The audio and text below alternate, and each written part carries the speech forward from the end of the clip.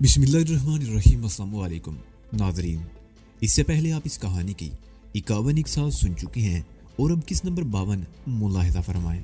वो उधर देखो, चीता। उसने एक तरफ इशारा किया।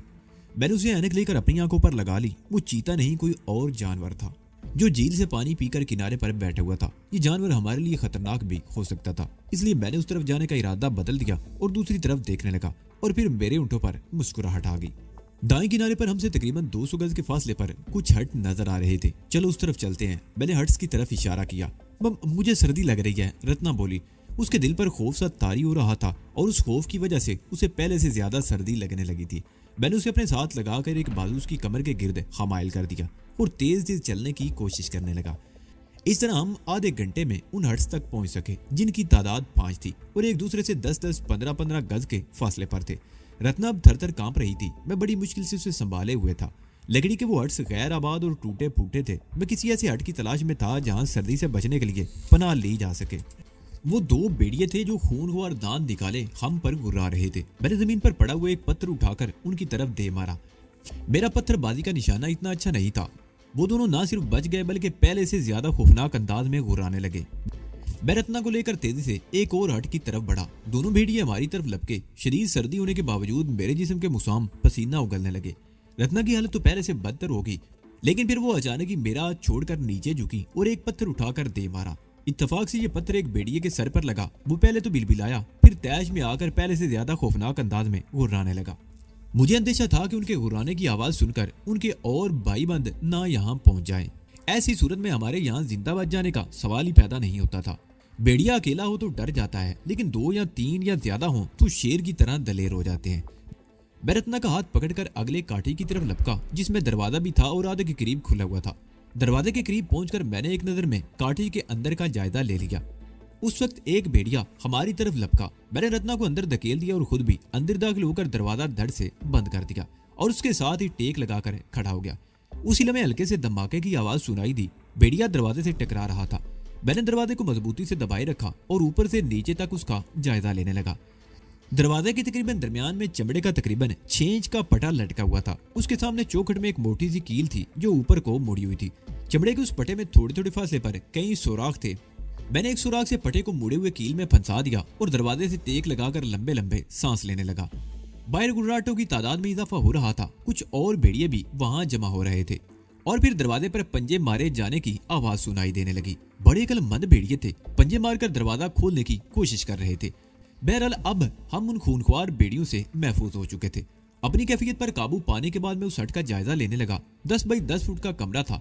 दाईं और बाईं तरफ की दीवारों में 2 बाई 3 फुट की खिड़कियां थी जिन्हें लकड़ी की पेटियां लगाकर बंद कर दिया गया था। लिहाजा भेड़ियों का उन खिड़कियों की तरफ से भी कोई खतरा नहीं था। काठी के फर्श पर प्याल बिछी हुई थी और रत्ना उस प्याल पर ऊंधी पड़ी थर थर कांप रही थी। रत्ना, मैंने हुले से पुकारा, आओ यहाँ आ जाओ। भेड़िए अब हमारा कुछ नहीं बिगाड़ सकते। रत्ना ने मुश्किल सीधे होकर मेरी तरफ देखा। खौफ और सर्दी से उसके दांत बज रहे थे। वो घुटनों के बल घिसटती हुई मेरे करीब आ गई और मुझसे इस तरह लिपट गई जैसे सर्दी से बचने के लिए मेरे अंदर समा जाने की कोशिश में हो। मैंने भी दोनों बाहें उसके गिर्द लपेट दी। हाट के अंदर अगरचे हम हवा से तो बच गए थे, लेकिन सर्दी बहरहाल थी और हमारी हड्डियों के गोदों तक में उतरी जा रही थी। और इससे बचने का ये एक ही तरीका था कि इस सर्दी से बचने के लिए एक दूसरे को अपने जिस्म की हरारत पहुंचाते रहे। 15-20 मिनट तक रत्ना के दांत बजते रहे और फिर वो बदतदरीज अपने आप पर काबू पाती चली गई। अलबत्ता वक्फे वक्फे से उनके गुर्राने की आवाजें सुनाई दे रही थी। लेकिन मैंने दरवाजे की एक निसफ इंच चौड़ी जुरी में से बाहर झांका तो एक लम्हे को कांप कर रह गया। वो 8 भेड़िए थे जो काठी के सामने बैठे हुए थे। उन सब की चमकती हुई नजरें दरवाजे पर ही लगी हुई थी और मैं ये सोचे बगैर ना रह सका कि अगर ये खूनख्वार भेड़िए दिन निकलने के बाद भी इसी तरह काठी की नाकाबंदी और मुआसरा किए रहे तो हम यहाँ से निकल नहीं सकेंगे। दरवाजे के नीचे से और दरवाजे में से ठंडी हवा आ रही थी। मैं रत्ना को लेकर कोने में चला गया। वो अब भी ओले ओले कांप रही थी। मैंने अपनी कमीज उतार कर उसे पहनानी चाहिए तो उसने मना कर दिया। नहीं, कमीज पहन लो, तुम्हें सर्दी लग जाएगी, उसने सरसराती आवाज में कहा और एक बार फिर मेरे साथ लिपट गई। दरवाजा खासा मजबूत था। बेड़ियों के पंजों से उसके खुल जाने का अंदेशा नहीं था। इस वक्त तो वही एक खतरा था जिससे हम महफूज थे। मैंने भी अपना सर रत्ना के ऊपर झुका लिया और आंखें बंद कर ली। आहट की आवाज सुनकर मेरी आंख खुल गई। मैंने अड़बड़ाकर इधर उधर कमरे में देखा। अंधेरा था मगर खिड़कियों से बाहर मदम सा उजाला फैल रहा था। इस तरह सोने से मेरी ऐनक नीचे गिर गई थी। मेरे ख्याल में अब ऐनक लगाने की जरूरत नहीं थी। मैंने उसे फोल्ड करके कमीज की जेब में रख लिया और एक बार फिर इधर उधर देखने लगा। वो आवाज कैसी थी और कहां से आई थी? दूसरी मरतबा फिर आवाज सुनाई दी तो मैं दरवाजे की तरफ मुतवज्जो हो गया। उसके साथ ही मेरी आंखों में तशवीश उभर आई। दिन की रोशनी फैल रही थी और हट के बाहर भेड़िए अभी तक मौजूद थे और दरवाजे पर पंजे मार रहे थे। और फिर मैं उछल पड़ा और दाईं तरफ वाली खिड़की को देखने लगा। उस खिड़की पर लकड़ी की पेटियां कीलों की मदद से इस तरह लगाई गई थी कि एक क्रॉस बन गया था। इस तरह वो खिड़की 4 हिस्सों में तकसीम हो गई और एक छोटा बच्चा भी उसमें से नहीं गुजर सकता था। लेकिन बाहर से एक भेड़िया उछल उछल कर उस खिड़की के रास्ते अंदर आने की कोशिश में था। कमबख्त बड़े अक्लमंद और मुस्तकिल मिजाज भेड़िए थे। इन्हें मालूम था कि शिकार अंदर मौजूद है। उन्होंने रात तो बाहर बैठे बैठे गुजार दी और अब दिन का उजाला फैलने पर एक बार फिर कोशिश शुरू कर दी थी। मैं भी इस हरकत अपनी जगह बैठा रहा। हमारी तरफ से कोई हरकत उन भेड़ियों को होशियार कर सकती थी। रत्ना मेरी गोद में सर रखे सो रही थी। वो इस तरह दोहरी हो रही थी कि घुटने पेट से लगे हुए थे। सर्दी की वजह से उसके बदन में हल्की सी कपकपाहट थी। रात बीत गई थी मगर सर्दी में इजाफा हो गया था और ये सर्दी उस वक्त तक बरकरार रहेगी जब तक सूरज तलू नहीं हो जाता। बाहर से गुर्राट की आवाजें सुनाई देने लगी। लगता था जैसे दो भेड़िए झुंझलाकर आपस में ही लड़ पड़े हों। गुर्राट की आवाज सुनकर रत्ना भी हड़बड़ाकर उठ गई और खौफजदा होकर मुझ से लिपट गई। उसके मुंह से डरी डरी सी आवाजें निकल रही थी। डरो नहीं, हम महफूज हैं, मैंने उसकी पीठ थपथपाते हुए सरगोशी में कहा। दिन का उजाला फैला है और मेरा ख्याल है पूरी तरह रोशनी फैलते ही ये भेड़िए यहाँ से भाग जाएंगे। उसी लम्हे एक और भेड़िए ने खिड़की पर छलांग लगाई। रत्ना ने उसे देख लिया। उसने चीख कर मुझे इस तरह अपनी बाहों की गिरफ्त में ले लिया कि मुझे अपना दम घुटता हुआ महसूस होने लगा। डरो नहीं, भेड़िया अंदर नहीं आ सकता। मैं एक बार फिर उसकी पीठ थपथपाने लगा। रत्ना बदस्तूर मुझसे लिपटी रही और मैं उसकी पीठ थपथपाता रहा। वक्त धीरे धीरे गुजरता रहा। बाहर दिन की रोशनी अब वाज़ेह होती जा रही थी। कुछ देर बाद भेड़ियों ने अपनी कोशिश भी तरक कर दी। न दरवाजे पर पंजे मारे जा रहे थे और ना ही कोई भेड़िया या पहले की तरह खिड़की तक पहुंचने की कोशिश में था। वो शायद मायूस होकर बैठ गए थे। आधा घंटा और गुजर गया। मैं रत्ना को अपने से अलग किया। वो दीवार से टेक लगाकर बैठ गई। उसने अपना सर घुटनों में दे लिया और उठे हुए घुटनों को दोनों बाहों की लपेट में ले रखा था। मैं अपनी जगह से उठकर दबे पांव चलता हुआ खिड़की के करीब आ गया और मोहतात अंदाज में बाहर झांकने लगा। दूसरे इलाके में मैं चौंक गया। बाहर धुंध फैली हुई थी। धुंध इस कदर दबीज थी कि चंद गज आगे कोई चीज दिखाई नहीं दे रही थी। झील, पहाड़ियों और दरख्त गहरी धुंध की लपेट में आकर निगाहों से ओझल हो चुके थे। इस धुंध की वजह से सर्दी में भी इजाफा हो गया। मैं दोबारा अपनी जगह पर आकर बैठ गया। रत्ना घुटनों में सर दिए बैठी हुई कांप रही थी। मैंने उसके कंधों पर हाथ रखकर सर होले से अपनी तरफ खींचा तो वो मेरी आगोश में ऊंधी हो गई। तकरीबन 1 घंटा और गुजर गया। बाहर दिन की रोशनी अब बहुत वाज़ेह हो गई। धूप के आसार दिखाई दे रहे थे। मैंने रत्ना को एक तरफ हटाया और अपनी जगह से उठना ही चाहा कि एक जोरदार धमाके की आवाज सुनाई दी। मेरे साथ रत्ना भी उछल पड़ी। उसके साथ ही हल्की सी चीख निकल गई। वो दोबारा मुझ से लिपट गई। वो फायर की आवाज थी जो खासी भारी थी। मुझे अंदाजा लगाने में दुश्वारी पेश नहीं आई कि 12 बोर बंदूक से फायर किया गया था। ऐसी बंदूकें आमतौर पर जानवरों के शिकार के लिए इस्तेमाल की जाती हैं या बैंकों के गार्ड के पास ऐसी बंदूकें देखी जाती हैं जिन्होंने कमर पर बंधे हुए बेल्ट में मोटे मोटे कारतूस सजा रखे होते हैं। मैंने रत्ना को एक तरफ हटाया और उठकर खिड़की के करीब पहुंच गया। बाहर अब धूप फैली हुई थी। धुंध गायब हो चुकी थी। झील का पानी धूप में चमक रहा था। मेरे ख्याल में वो कोई शिकारी था। ऐसी जगहों पर सुबह के वक्त शिकार आसानी से मिल जाता है। जानवर पानी पीने के लिए आते हैं तो उन्हें आसानी से शिकार कर लिया जाता है। इस इलाके में हिरणों की बहुतात थी। मैं खिड़की से इधर उधर देखता रहा। सामने झील थी मगर ज्यादा बड़ी नहीं थी। पैदल चलते हुए 2 घंटों में उसके गिर्द चक्कर लगाया जा सकता था। झील के चारों तरफ कद आवर दरख्तों की बहुतात थी। सामने दूसरे किनारे पर भी कुछ वीरान हट्स दिखाई दे रहे थे। बहुत खूबसूरत झील थी। बेहतरीन तफरीह गाह थी। मगर मुझे हैरत थी कि यह जगह वीरान क्यों थी।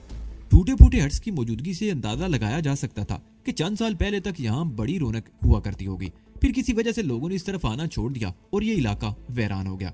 खिड़की से मुझे कोई इंसान दिखाई नहीं दिया जिसने गोली चलाई थी। मैं रत्ना के करीब आ गया और उससे मशवरा करने लगा कि हमें इस वक्त बाहर निकलना चाहिए या नहीं। हो सकता है वो शिकारी अकेला हो या उनकी तादाद ज्यादा हो। वो हमारे लिए खतरनाक भी हो सकते थे और मददगार भी।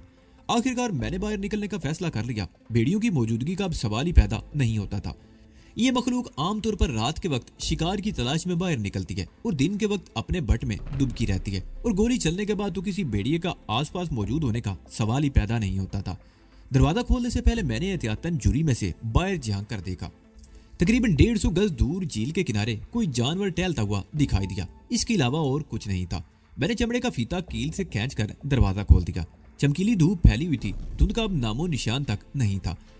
चमकती हुई सुनहरी धूप बड़ी भली लग रही थी। मैं रत्ना को भी बाजू से पकड़कर बाहर ले आया और हट की दीवार के साथ धूप में बिठाकर खुद भी उसके साथ बैठ गया। मैं भी रात भर सर्दी में ठिठरता रहा था। इस वक्त धूप में ज्यादा इद्दत नहीं थी, लेकिन ठिठरे हुए बदन को बहुत अच्छी लग रही थी और मैं जानता था कि सूरज जैसे जैसे ऊपर होता जाएगा धूप में तपिश बढ़ती जाएगी और इस वक्त बदन को बली लगने वाली यही धूप झुलसाने लगी थी। रत्ना अब कपकपा नहीं रही थी। मैं उसे वहीं छोड़कर कांटे के दूसरी तरफ आ गया और उसके साथ ही मुझे चौंक जाना पड़ा।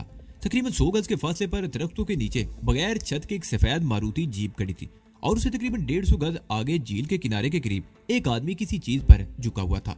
जब वो सीधा हुआ तो मेरे ऊँटों पर मुस्कुराहट आ गई। वो काला हिरन था जिसे उसने शिकार किया। काला हिरन इस इलाके में नायाब था और शिकार पर सख्त पाबंदी थी। खिलाफ वर्दी करने वाले को भारी जुर्माने के अलावा 6 महीने की कैद की सजा भी दी जा सकती थी। वो शख्स यकीनन ये सब कुछ जानता होगा और मुझे हैरत थी कि उसके बावजूद उसने काले हिरन का शिकार क्यों किया था। उस शख्स की उम्र 35 और 40 के दरमियान रही होगी।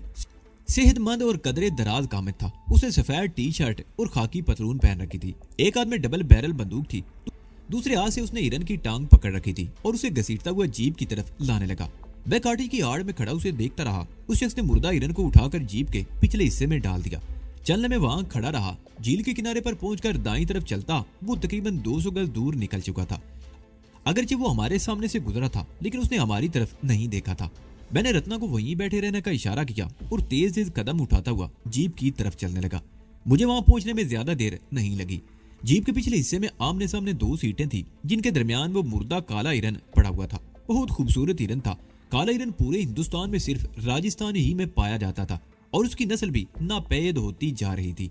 उसकी खाल बहुत महंगी बिकती और इसलिए शिकारी भी कैद और जुर्माने के खतरे की परवाह किए बगैर उसकी ताक में रहते। ड्राइवर के साथ वाली सीट पर कुछ ऐसी चीजें पड़ी थी जो मेरे मतलब की नहीं हो सकती थी।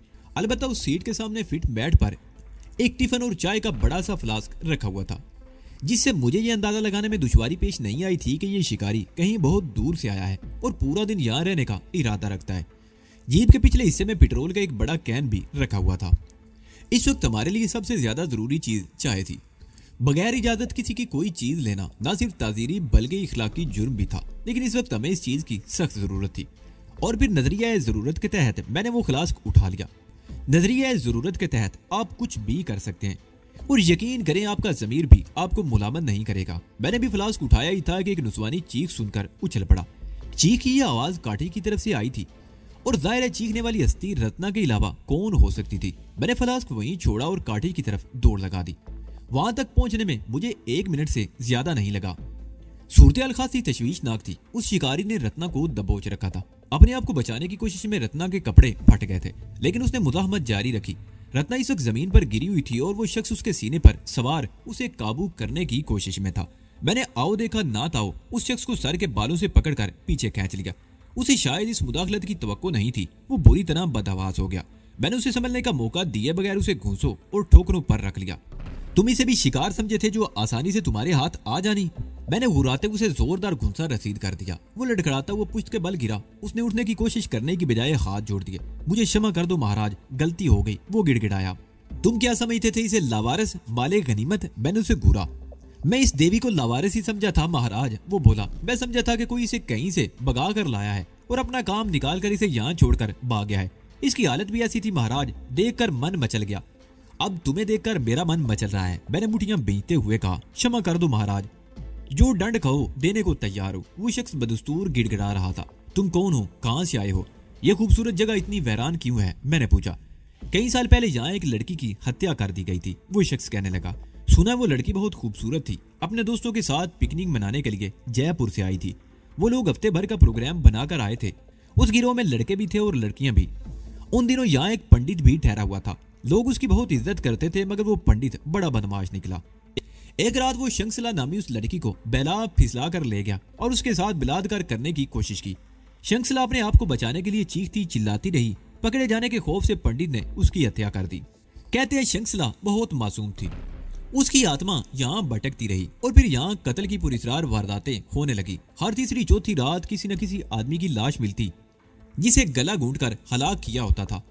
बहुत जल्द ये बात मशहूर हो गई कि शंखसला की आत्मा इंतकाम ले रही है। लोगों ने इस तरफ आना छोड़ दिया और रफ्ता रफ्ता ये खूबसूरत जगह वीरान होती चली गई। तुम्हें इस तरफ आते हुए डर नहीं लगा? मैंने पूछा। मैं ऐसी बातों पर यकीन नहीं रखता, उस शख्स ने जवाब दिया। महीने में 1 मरतबा यहाँ आता हूँ, अच्छा शिकार मिल जाता है, किसी की मुदाखलत का खदशा भी नहीं होता। यहाँ आमदोरफ्त का रास्ता किस तरफ से है? मैंने पूछा। उधर सुर्ख पहाड़ी के साथ एक रास्ता है, उसने एक तरफ इशारा किया। उन पहाड़ियों के दूसरी तरफ भी एक छोटी सी झील है जिसके करीब एक माड़ू कबीला आबाद है। उस बस्ती के साथ ही वो सड़क है जो आगे जाकर जयपुर जाने वाली हाईवे से जा मिलती है। हाईवे का कितना फासला है यहाँ से? मैंने पूछा। तकरीबन 40 मील, उसने जवाब दिया। मैंने उसके चेहरे पर नजरें जमाते हुए कहा, तो तुम्हें आत्माओं पर विश्वास नहीं, लेकिन तुम्हें यह जानकर हैरत होगी कि ये उसी श्रृंखला की आत्मा है जिसने, नहीं, वो चीखा। अभी जब ये तुम्हारा गला घूंटेगी तो तुम्हें विश्वास हो जाएगा और फिर तुम्हारी आत्मा भी यहाँ भटकती रहेगी। मैंने कहा। उसने मेरी बात का यकीन किया या नहीं, लेकिन यह जरूर हुआ कि उसने कुछ दूर जमीन पर पड़ी हुई अपनी बंदूक की तरफ छलांग लगा दी, मगर मैंने उसे बंदूक तक पहुंचने नहीं दिया और रास्ते ही में दबोच लिया। वो चीखता चिल्लाता रहा, अपने आप को छुड़ाने की कोशिश करता रहा, लेकिन उसकी गर्दन मेरी गिरफ्त में आ गई थी और जब किसी की गर्दन मेरी गिरफ्त में आ जाए तो उसे मौत ही पना दे सकती थी। अगर उस शख्स से खुशगवार माहौल में मुलाकात हुई होती तो सूरत हाल कुछ और होती, मगर उसने रत्ना के साथ ज्यादती करके अपनी मौत का जवाब पैदा कर लिया था। मैंने उसकी गर्दन को सिर्फ 1-2 झटके दिए, वो मुर्गे बमिसल की तरह तड़पने लगा। उसके हल्क से अजीब सी आवाजें निकल रही थी।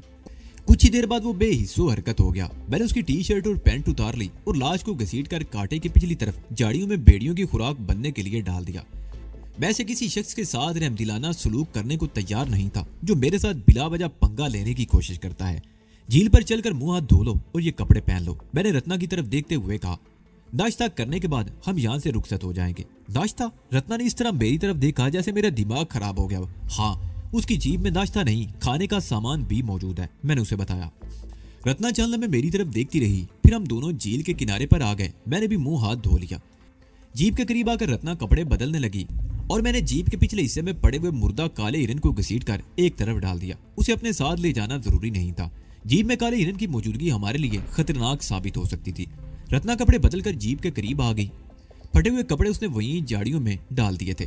पैंट शर्ट उसके जिस्म पर बिल्कुल फिट आ गई। लगता था जैसे ये कपड़े उसी के नाप से सिलवाए गए हों। मैंने जीप में से थर्मस और टिफिन निकाल लिया। इधर उधर देखते हुए घास पर एक जगह बैठ गया। रत्ना भी मेरे करीब बैठ गई।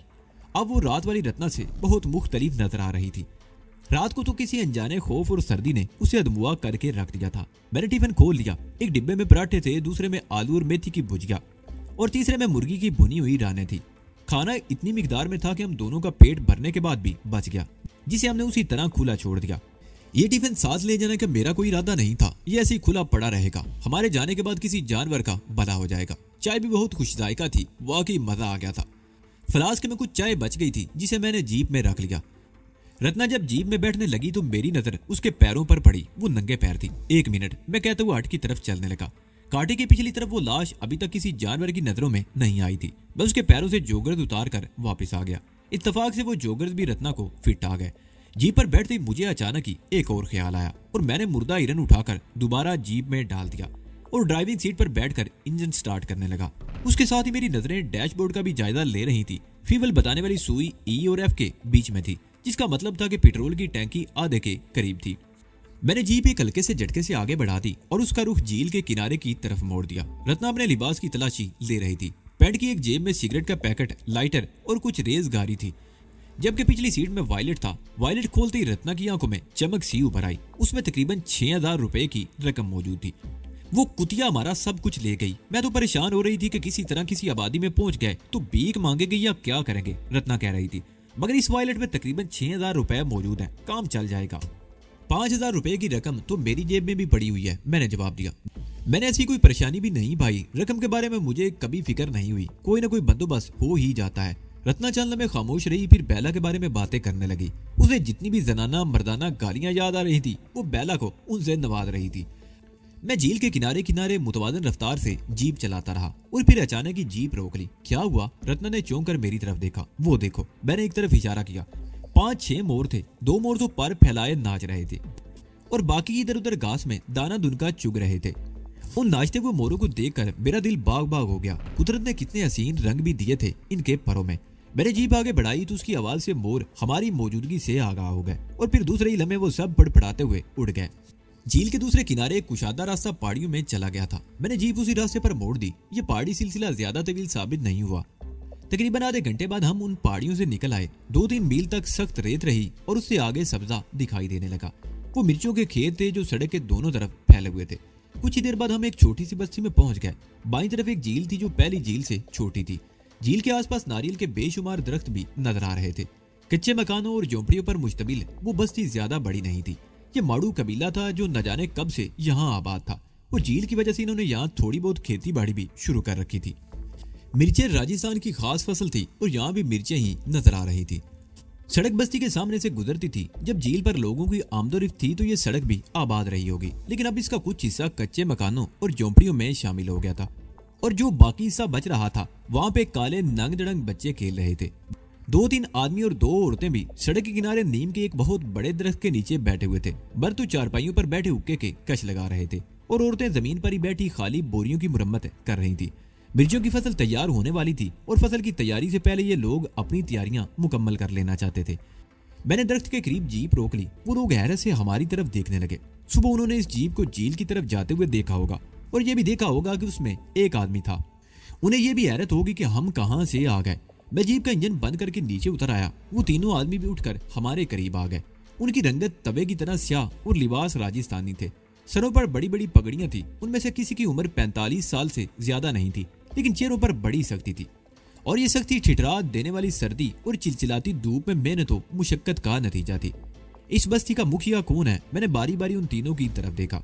उनमें 2 तो वहीं खड़े रहे और तीसरा तेज कदम उठाता हुआ बस्ती में चला गया। उसकी वापसी तकरीबन 10 मिनट बाद हुई। इसी दौरान सड़क पर खेलने वाले बच्चे हमारे गिर्द जमा हो चुके थे। सरदार की उम्र 60 साल के लगभग रही होगी। लंबा कद, बारी बरकम जिस्म, खास राजस्थानी लिबास, सर पर सिंदूरी रंग की पगड़ी और गले में रंग बिरंगे मोतियों की कई मालाएं।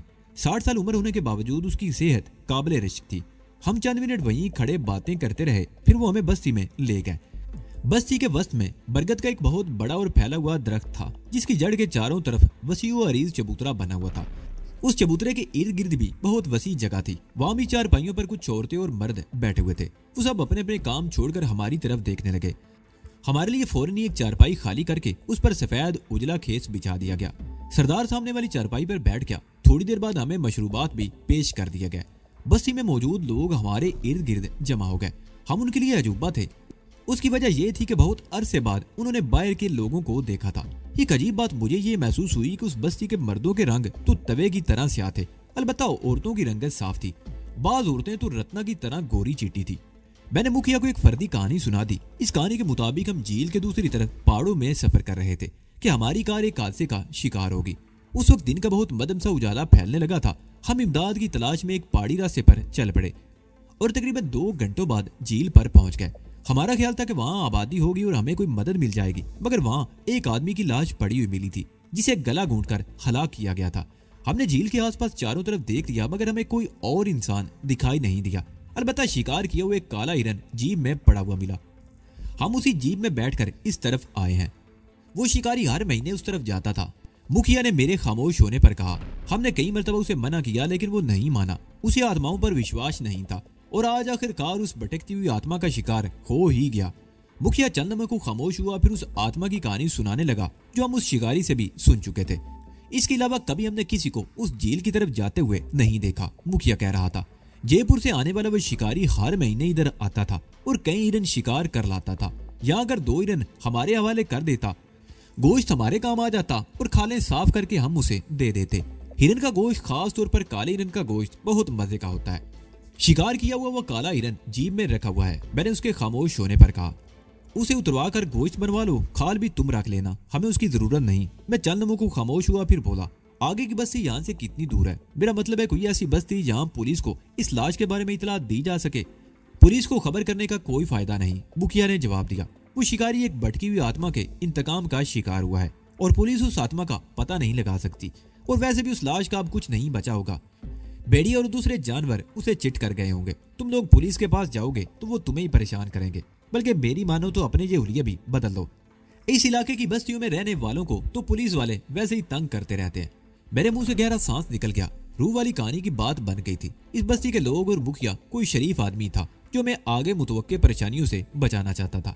हिरन जीप से उतरवा लिया गया। हम वहां से रुख से सोना चाहते थे, मगर मुखिया ने हमें रोक लिया और फिर दोपहर का खाना हमने वहीं खाया।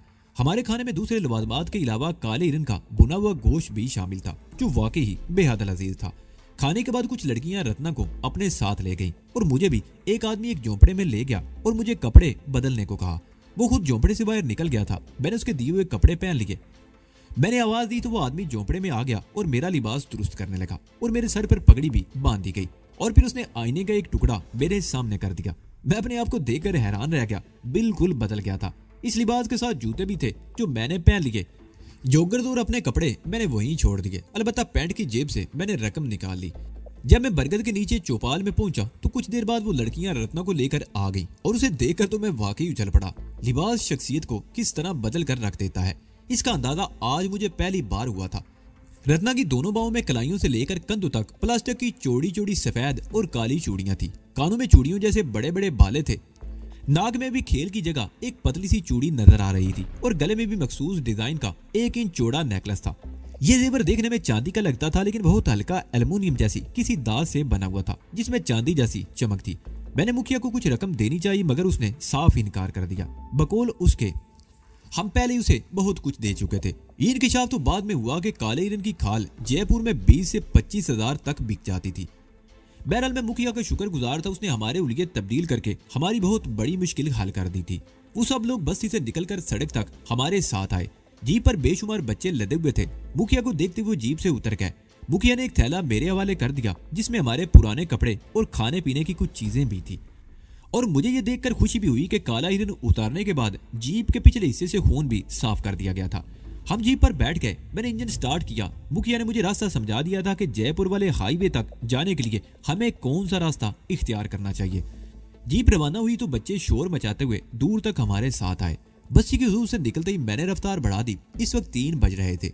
सब्जा पीछे रह गया था, आगे वही रेगदार था। चिलचिलाती धूप में तपते हुए सहराओं में सफर करना खासा दुश्वार होता है और पिछले कई दिनों से मैं बार बार इन तजर्बात से 2-4 हुआ था। मुखिया की हिदायत भी मेरे काम आई। इस रेगदार में भी कई जगहों पर मुख्तलिफ सिमतों में रास्ते फूटते हुए देखे थे। जाहिर है इतराफ में भी आबादियां होंगी, मगर मैं मुखिया के बताए हुए रास्ते पर जीप दौड़ाता रहा। तकरीबन 1.5 घंटे तक सफर करने के बाद हम पुख्ता शहरा पर पहुंच गए। सड़क के उस मोड़ पर सायादार दरख्तों का एक झुंड था। मैंने जीप दरख्तों के नीचे रोक ली। पसीने से हमारा बुरा हाल हो रहा था। हम जीप से उतरकर दरख्तों के नीचे घास पर बैठ गए। रेगिस्तान में अगरचे लो चल रही थी, लेकिन दरख्तों के नीचे कदरे सुकून था। थोड़ी देर बाद रत्ना जीप से फ्लास्क ले आई। उसमें अभी अच्छी खासी चाय मौजूद थी। पता नहीं ये चाय कब बनाकर फ्लास्क में भरी गई थी, लेकिन हैरत अंगेज तौर पर चाय के जायके में कोई फर्क नहीं आया था। और ये गालबन फ्लास्क का कमाल था। फ्लास्क अच्छा ना हो तो घंटे 1.5 घंटे बाद चाय बजायका हो जाती है। दरख्तों का वह झुंड सड़क से हटकर था और ये नेशनल हाईवे थी। हम तकरीबन आधा घंटा वहां बैठे रहे। इसी दौरान हाईवे पर किसी गाड़ी का गुजर नहीं हुआ था।